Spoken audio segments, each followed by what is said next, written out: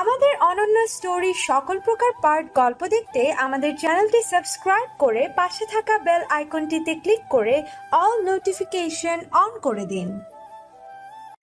আমি বাইরে যাচ্ছি মা। কথাটা বলেই হন হন করে চলে গেল সে। ইন্ধন চাওয়ার পর শামসুল মজুমদার বলে উঠলেন, এসব কথা বাদ দাও তোমরা। আমি যখন কিছু করেছি তখন ভেবেচিন্তেই করেছি, তোমরা আর এই নিয়ে কথা বাড়িও না। পঙ্খী মা, তুমি যাও, তোমার দেরি হয়ে যাচ্ছে। পঙ্খী মাথা নেড়ে ওখান থেকে চলে গেল। পরীক্ষা দিয়ে ফেরার পথে রাস্তার মধ্যে এসে হঠাৎ সিএনজি থেমে গেল। পঙ্খী ভ্রু কুঁচকে বলল, কি হয়েছে চাচা, থামলেন কেন? রাস্তায় কি জানি হয়েছে, দেখ না সব ভ্যান রিক্সা আটকা গেছে, জামু কব হইটা। পঙ্খী মাথা বের করে সামনে উকি দিয়ে দেখল সত্যিই সব আটকা পড়ে আছে। এটা গ্রামের সরু রাস্তা, এখানে বড় বাস ট্রাক তেমন আসে না, তাহলে এত জ্যাম পড়ল কিসের জন্য? বিষয়টা দেখার জন্য পঙ্খী সিএনজি থেকে নেমে একটু এগিয়ে গেল। কিছু দূর যেতেই দেখতে পেল এক বিশাল ভিড়। কোনো রকমে ফাঁকফোকর দিয়ে ভেতরে কি চলছে তা দেখার চেষ্টা করল সে।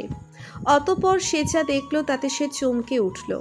ভিড়ের মাঝে ইন্ধনকে মারপিট করতে দেখে স্তম্ভিত হয়ে গেল সে। ইন্ধন একটা ছেলেকে বেধড়ক মারছে, মারতে মারতে তাকে প্রায় আধ মরা করে ফেলেছে। ছেলেটার নাক মুখ দিয়ে রক্ত বের হচ্ছে, তবুও উনি বেরহমভাবে মেরেই যাচ্ছে। কয়েকজন ওনাকে টেনে সরানোর চেষ্টা করেও ব্যর্থ হচ্ছে। মুখমণ্ডলে যেন রক্ত টকবক করছে তার। ইন্ধনের এমন ভয়ানক রূপ দেখে পঙ্খীর গায়ে কাঁটা দিয়ে উঠছে। এমন নির্মমতা আর দেখতে পারল না সে। সরে এলো ওখান থেকে। আসার সময় কিছু লোকের কথা কানে এলো ওর। তারা বলছে, আরে ইন্ধন ভাইয়ের আজ কি হয়েছে, এত রেগে আছেন কেন? এমনিতে তো এত রাগের না উনি। কি জানি কি হয়েছে, আজ ওনার মেজাজ এমনিই খারাপ ছিল, তার উপর এই ছেঁড়া কি জানি কইছে ভাইরে, ব্যাস ভাই তো ব্লাস্ট হয়ে গেছে। এখন এই স্যারার কপালে কি না জানি কি আছে। আরে এই স্যারা আবার বিরোধী দলের লোক নাকি? কি জানি হইতে পারে। পঙ্খী দ্রুত পায়ে সোজা সিএনজিতে এসে বসল। লোকটাকে সে ভালো ভেবেছিল, কিন্তু এখন তো সেই ভাবনার ওপর যথেষ্ট সন্দেহ হচ্ছে ওর। ইন্ধনের প্রতি ওর মনে যে ইতিবাচক মনোভাব হয়েছিল তা এখন নেতিবাচক মনোভাবে পরিবর্তন হচ্ছে। অদৃশ্য এক ক্ষোভ জন্ম নিচ্ছে তার প্রতি। এমন নির্মমভাবে কেউ কাউকে মারতে পারে? বাড়ি আসতেই দেখল পঙ্খীর ফুপু শাশুড়ির মেয়ে জামাইরা মিলে সবাই নৌকা ভ্রমণে যাওয়ার পরিকল্পনা করেছে। বাড়ির বড়রা ছাড়া বাকি সবাই যাবে। পঙ্খীকেও নিয়ে যেতে চাইছে তারা। ফুপু শাশুড়ির মেয়ে লুবনা আর শাপলা সেই কখন থেকে পঙ্খীকে রেডি হওয়ার জন্য তাগাদা দিচ্ছে। পঙ্খীরও অনেক ইচ্ছে হচ্ছে ওদের সাথে যাওয়ার। কতদিন হলো সে বাইরের প্রকৃতির সাথে মিশে কথা বলে না, কিন্তু ওর পরীক্ষা চলছে, তাই মন চাইলেও যেতে পারছে না সে। কিন্তু লুবনা আর শাপলা কোনো কিছু শুনতে নারাজ, তারা পঙ্খীকে নিয়েই যাবে।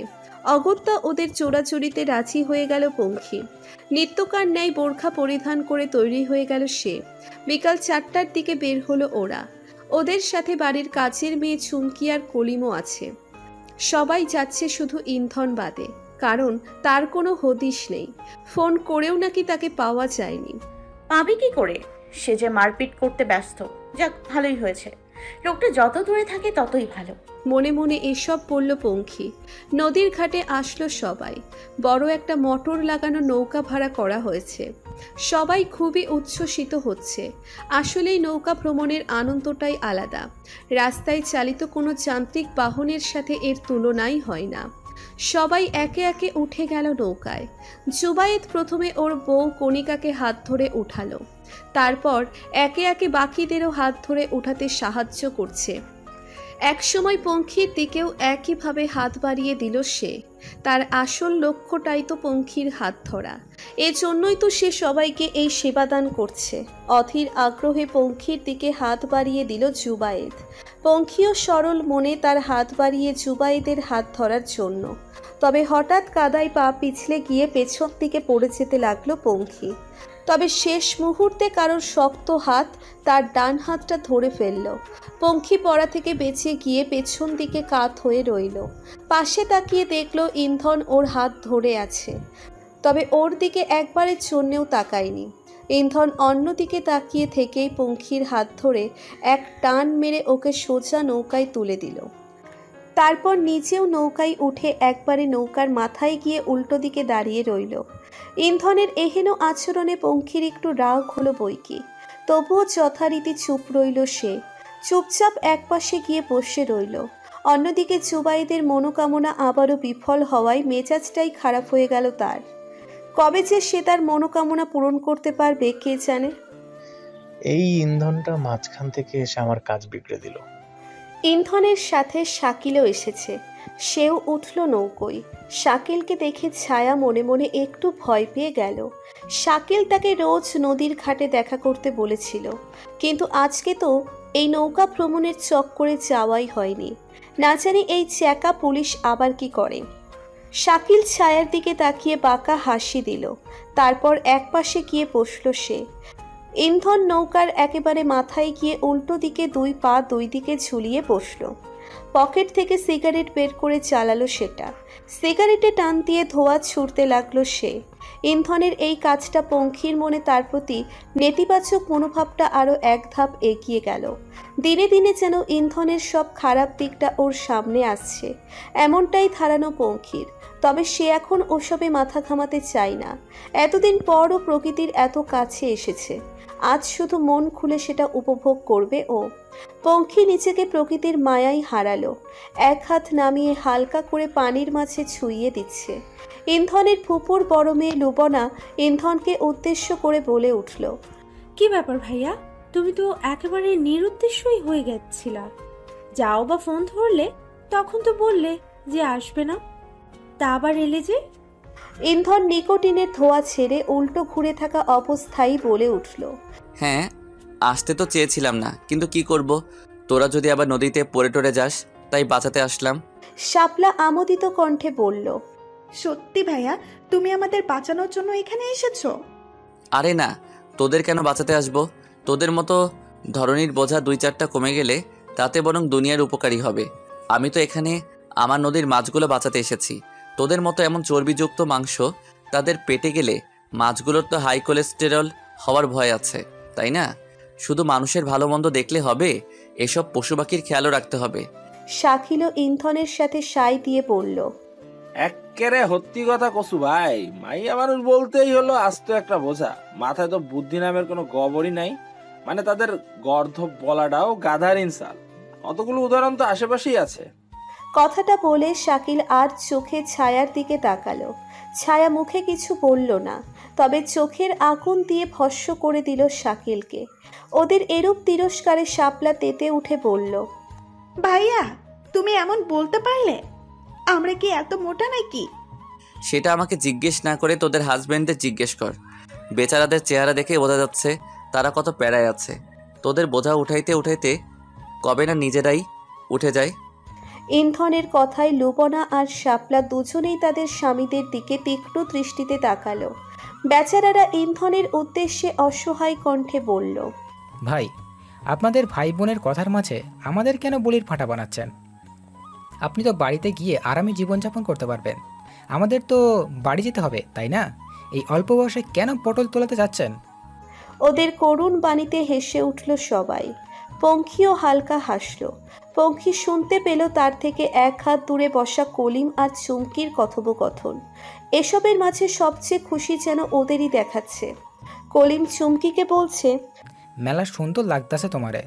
চুমকি লজ্জায় নত যেন হয়ে বলছে, তোমার দেওয়া ঠোঁট পালিশ আর নখ পালিশ লাগাচ্ছি।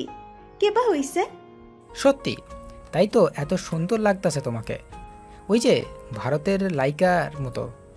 সত্যি কও, কোন নায়িকা? আরে ওই যে গান কয় না, চিকন চাউল চিকন চাউল, ওই লাইকার মতো।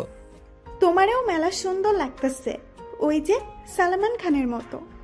মকির তারিফ শুনে তেরা ফেরা দুপাটি দাঁত বের করে বিস্তর এক হাসি দিল কলিম। তার কালো মুখখানা রোদে যেন আরো চিকচিক করে উঠল। কলিমকে হাসতে দেখে শাকিল কণ্ঠনালী একটু উঁচু করে বলল, কি ব্যাপার কালিম ভাই, এত খুশি কি কামে? ঘটনা কি? কলিম কিছুটা লাজুক ভঙ্গিতে হেসে বলল, আসলে আমার আর চুমকির বিয়া ঠিক হইয়া গেছে, কয়েকদিন পরই বিয়া, তাই আর কি। আরে বাস, তুই তো মিয়া দেখি ছক্কা হাঁকাই দিছ। সাবাস কলিম ভাই, তুমি আমাগো মরদ জাতির গর্ব। কলিম যেন আরো গদগদ হয়ে গেল। ইন্ধনও কলিমের দিকে তাকিয়ে বলল, তুমি সত্যি অনেক লাকি কলিম ভাই। ভালোবাসার মানুষকে নিজের করে পারার সৌভাগ্য কয়জনের হয়? আজ তো অনেক হিংসা হচ্ছে তোমাকে দেখে। ইন্ধনও কলিমের দিকে তাকিয়ে বলল, কেন ভাই, এত হিংসার কি আছে? শুনেছি গার্লফ্রেন্ড নাকি আপনারও আছে, তা আপনিও করে ফেলুন না বিয়ে। এইভাবে বেশি দিন ফেলে রাখা ঠিক না। তারপরও নাকি পরদেশে থাকে, দেখা গেল আপনারে রাইখা আরেকজনকে বিয়ে করে ফেললো, তখন তো খালি পস্তাতে হবে। কথার প্রত্যুত্তরে ইন্ধনের পক্ষ থেকে কোনো জবাব এলো না। উল্টো ঘুরে থাকায় তার মুখশ্রীর মনোভাবও দেখতে পেল না কেউ। দেখতে পেল না তার হাতে চেপে ধরা চলন্ত সিগারেটটাকে। বিকেল হতেই আকাশের মন ভার। শ্বেত রঙের মেঘগুলো অভিমানে কালো আধার হয়ে আছে। কিসের এত অভিমান তাদের কে জানে? বর্ষাকালে বুঝি তাদের একটু বেশি মন ভার হয়। অভিমানে ভার হয়ে হয়তো এখনই কেটে কেটে ধরণী ভিজিয়ে দিবে, এমনই ধারণা পঙ্খির। আকাশের এমন অবস্থা দেখে ওদের নৌকা ভ্রমণের সময়কালও কমে আসে। ঘণ্টাখানিক অতিক্রম হতেই ইন্ধন আবার ফিরে আসার তাড়া দেয়, বৃষ্টি নামবে এই বলে, এবং হয়ও তাই। কোনো মতে বাড়িতে পাড়া দিতেই বড় বড় ফোঁটার পানির বর্ষণ শুরু হয়ে যায়। মুহূর্তেই আকাশ ভেঙে বৃষ্টিরা সারি বেঁধে ধরায় নামে। পঙ্খির সর্বপ্রথম মনে আসে ছাদে মেলে দেওয়া কাপড় চোপড়ের কথা। সে পড়িমড়ি করে দৌড়ই ছাদের দিকে। আস্তে আস্তেই প্রায় আধো ভেজা হয়ে গেছে কাপড় চোপড়। দ্রুত হাতে সব জড়িয়ে তোলে পঙ্খি। কাপড় চোপড় নিয়ে ফিরতে নিলেও বাধা পায় সে। তার সম্মুখে বাধা হয়ে আসে লুবনা, শাপলা আর ছায়া। তারা অতি উৎসাহের সহিত বলে, ভাবি চলো না, আজ আমরা একটু বৃষ্টিতে ভিজি, অনেক মজা হবে। পঙ্খির হৃদয় ওদের এই আকুল আবেদনে হৃষ্টচিত্তে সাড়া দিতে চায়। বৃষ্টিতে ভেজা তারও যে অতি মনোরঞ্জিত একটি শখ, তবে সচেতন মস্তিষ্ক তাকে বাধা প্রয়োগ করে। এখন সে যে নিজের ইচ্ছেকে প্রাধান্য দিতে পারে না, তাই মলিন হাসির রেখা টেনে বলে, না না, আমার এসব ভালো লাগে না, তোমরা যাও। তবে ওরাও ছাড়ার পাত্রী না। পঙ্খিকে সাথে নিয়ে আজ ভিজবে, এ ব্যাপারে ওরা দৃঢ় প্রতিজ্ঞ। ছায়া পঙ্খির হাত থেকে কাপড় চোপড়গুলো কেড়ে নিয়ে ছাদের ছোট ঘরটাতে রেখে এলো। তারপর সবাই মিলে পঙ্খির হাত ধরে নিয়ে গেল বৃষ্টির মাঝে। এতক্ষণে বর্ষণ তার চূড়ান্ত রূপ ধারণ করেছে। ছাদে পানির ফোঁটারা একাধারে টপাস টপাস শব্দ তুলে বেজে উঠছে। এতক্ষণ বাঁধনের বেড়া ছেলে নিজেকে বন্দি রাখলেও বৃষ্টির সংস্পর্শে আসতেই ভেতরের অবাধ্য মন নেচে উঠল পঙ্খির। সব ভুলে দুই হাত ছড়িয়ে নিজেকে মেলে ধরল বৃষ্টির মাঝে। মুখটা একটু উঁচু করে নেত্রপল্লব নিমিলিত করে নিল। বৃষ্টির ফোঁটাগুলো ঝাঁক বেঁধে সন্তর্পণে ভিজিয়ে দিল পঙ্খির সর্বাঙ্গ। লোমকূপ দাঁড়িয়ে গেল তার। আজ কতদিন পর সে বৃষ্টির সাথে খেলছে। পুলকিত হয়ে উঠল মনটা। মনের আনন্দে ভিজতে লাগলো সে। ভিজে তার খোপা খুলে লম্বা দীঘল চুলগুলো পিঠময় লেপটে পড়ল। পঙ্খির সাথে বাকিরাও মহা আনন্দে বৃষ্টি বিলাস করছে, পানির মাঝে নাচছে আর গান গাইছে। ছায়া পঙ্খির হাত ধরে ওকেও নাচের মাঝে সামিল করে নিল। পঙ্খিও আজ বাঁধনহারা পাখির ন্যায় ওদের সঙ্গ দিচ্ছে। গান গাইতে গাইতে সবাই একসাথে নাচতে লাগলো। আজি ঝড়ো ঝড়ো মুখর বাদল দিনে, জানি নে কেন যে কিছুতে মন লাগে না। ঝড়ো ঝড়ো মুখর বাদল দিনে, আজি ঝড়ো ঝড়ো মুখর বাদল দিনে, এই চঞ্চল সজল পবন বেগে। গান গাইছে আর সারিবদ্ধ হয়ে নাচছে সবাই। আজ অনেকদিন পর নিজেকে একটু হলেও জীবন্ত মনে হচ্ছে পঙ্খির।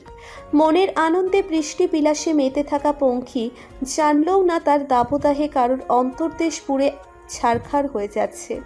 সেই মানবের রক্তচক্ষু যুগলে অতীব মর্মপীড়া প্রতীয়মান হচ্ছে। মুষ্টিবদ্ধ হাতের রগগুলো ফুলে ফেটে যাবে বোধহয় তার। অন্তরালে চলছে তার তীব্র সংঘর্ষ। বৃষ্টিতে ভিজতে থাকা পঙ্খির হঠাৎই নজর গেল ছাদের দরজার দিকে। মনে এলো এইমাত্র কোনো ছায়া যেন ওখান থেকে সরে গেল। ঘাবড়ে গেল পঙ্খি। তবে কি কেউ ওখানে দাঁড়িয়ে সব দেখছিল? কে হতে পারে? সেদিনের সেই লোকটা না তো? এই ভাবনা মনে হানা দিতেই জড়সড় হয়ে গেল পঙ্খি। গায়ের কাপড় ভালো করে পেঁচিয়ে নিয়ে দ্রুত পায়ে ছাদ থেকে নেমে এলো সে। তবে নিচে এসে কাউকেই পেল না সে।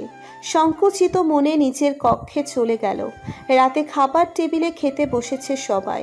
পঙ্খি যথারীতি খাবার সার্ভ করছে। বাকি সবার মতো ইন্ধনের প্লেটেও খাবার বেড়ে দিতে গেলেই ইন্ধন মাথা নিচের দিকে রেখেই হাত উঠিয়ে পড়ল। লাগবে না, আমি নিজেই নিয়ে নিতে পারবো। পঙ্খিও কিছু না বলে খাবারের বোলটা ইন্ধনের সামনে রেখে দিল। তবে ইন্ধনের হঠাৎ এই আচরণগুলো একটু হলেও পঙ্খিকে ভাবাচ্ছে। আর ইন্ধন যে ওর দিকে একবারের জন্যেও তাকাচ্ছে না, এই বিষয়টাও ওর নজর এড়ায়নি। যদিও পঙ্খি ইন্ধনের ব্যাপারে আর কিছু ভাবতে চায় না, লোকটার প্রতি তার মনে ধীরে ধীরে কেমন বিতৃষ্ণা জমে যাচ্ছে। খাওয়ার মাঝেই শামসুল মজুমদার ইন্ধনের উদ্দেশ্যে বলে উঠল, ইন্ধন, শুনলাম তুমি নাকি আজ বাজারে মারপিট করেছো। সত্যিই নাকি? হয়েছিল কি? তেমন কিছু না চাচা, ওটা এমনি। বদমাইশ ছেলেটার মুখ একটু বেশিই চলে, তাই লিমিট লাগিয়ে দিয়েছি। কিন্তু এতে করে লোকের কাছে তোমার ইমেজ খারাপ হয়ে যাবে। তোমার সাবধানে চলা উচিত। এসব বিরোধী দলের চাল হতে পারে, ভুলে যেও না। তোমার সাথে মজুমদার বংশের নামও জড়িয়ে আছে, তাই যে কোনো কাজ করার আগে ভেবেচিন্তে করবে। জহির মজুমদার তার ভাইয়ের সাথে সায় দিয়ে বলল, হ্যাঁ ইন্ধন, ভাবি ঠিকই বলেছেন। এত মাথা গরম করলে চলবে না। তুমি তো প্রায় ছেলেটাকে মেরেই ফেলেছিলে। এই জন্যই আমি তোমাকে শহরে গিয়ে থাকতে বলেছিলাম, কিন্তু তুমি তো আমার কথা শুনলেই না।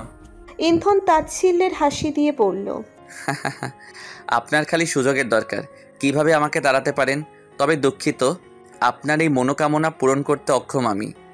অবস্থা বেগতিক দেখে রাবেয়া তার স্বামীর উদ্দেশ্যে অনুরোধের সুরে বললেন, থাক না, খাওয়ার সময় এসব কথা বাদ দেন না, ছেলেটারে একটু খেতে দেন। জুবাইদ শুধু মনে মনে শয়তানি হাসল। তার প্ল্যান যে সফল হয়েছে সেই খুশিতে। ইন্ধনের রাগই ওকে ডুবোবে। খেতে খেতেই বেখিয়ালিতে ইন্ধনের হাত লেগে তরকারির বোলটা টেবিল থেকে কাত হয়ে নিচে পড়ে যায়। পঙ্খি টেবিলের পাশেই দাঁড়িয়ে খাবার সার্ভ করছিল, যার কারণে তরকারির ঝোল সব ওর জামার ওপর ঢেলে পড়ে। তরকারি দিয়ে জামা মাখামাখি হয়ে যায়। পঙ্খি মনে মনে চরম রাগ হলেও কিছু বলে না সে। জামা ছেড়ে উপরে নিজের রুমে চলে যায় চেঞ্জ করতে। একটু পরেই হঠাৎ পঙ্খির রুম চিৎকারের শব্দ ভেসে এলো। পঙ্খির চিৎকার শুনে সবাই হড়বড়িয়ে উঠল। ঘাবড়ে গিয়ে সবাই খাবার রেখেই পঙ্খির রুমের দিকে দৌড়লো। শুধু ইন্ধন বাদে, সে পূর্বের ন্যায় ভাবলেশীনভাবে খেয়ে যাচ্ছে, যেন এখানে কিছুই হয়নি। বাকিরা পঙ্খির রুমে এসে দেখলো পঙ্খির আলমারিতে দাউ দাউ করে আগুন জ্বলছে। পঙ্খি মুখে হাত চেপে আতঙ্কিত হয়ে দাঁড়িয়ে আছে। রাবেয়া দ্রুত গিয়ে পঙ্খিকে ধরে সরিয়ে নিয়ে আসলো। ভয়ে কাঁপছে বেচারি। জহির মজুমদার বাথরুম থেকে দ্রুত পানির বালতি ভরে এনে আগুন নেভাতে লাগলো। শামসুল মজুমদার বলে উঠলেন, এসব হলো কি করে? আগুন লাগলো কিভাবে? পঙ্খি আতঙ্কিত কণ্ঠে বলল, জানি না বাবা, ঘরে এসে দেখে আলমারিতে আগুন জ্বলছে। কিন্তু সব জায়গা বাদ, আলমারিতে কেন আগুন লাগলো? এতক্ষণে আগুন নিভিয়ে ফেলেছে সবাই মিলে। পঙ্খি এগিয়ে গিয়ে দেখলো কতটা পুড়েছে। অবাক করা বিষয় হলো, আলমারিতে শুধু পঙ্খির কাপড়গুলোই পুড়েছে, বাকি জিনিসপত্র ঠিকঠাকই আছে।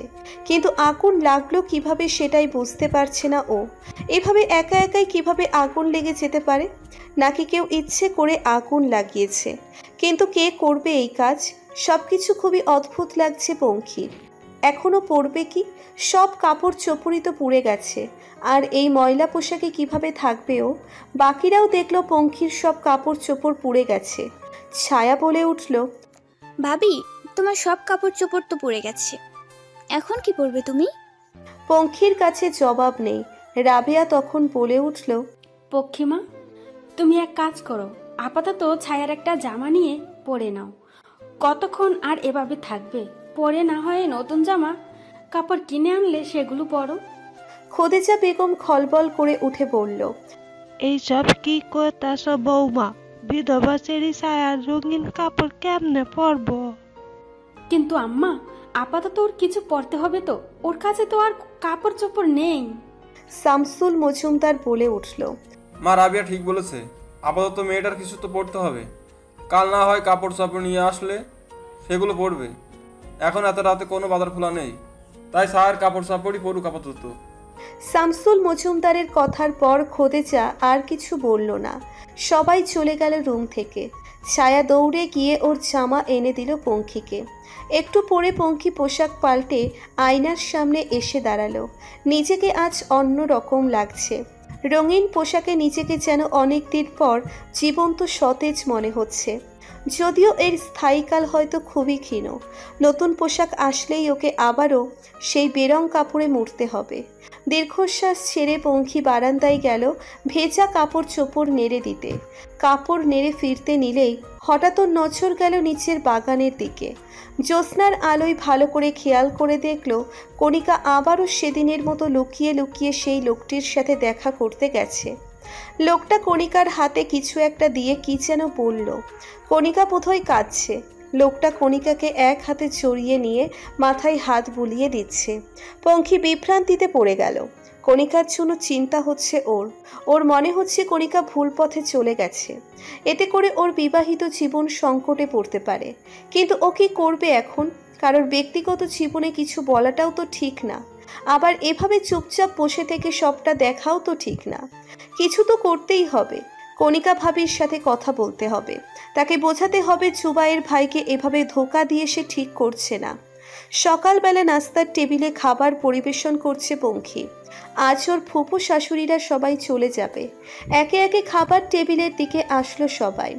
শামসুল মজুমদার বাইরের থেকে ফিরলেন মাত্র। মুখমণ্ডল তার কেমন থমথমে হয়ে আছে। সে আসতেই খোদেজা বলে উঠলেন,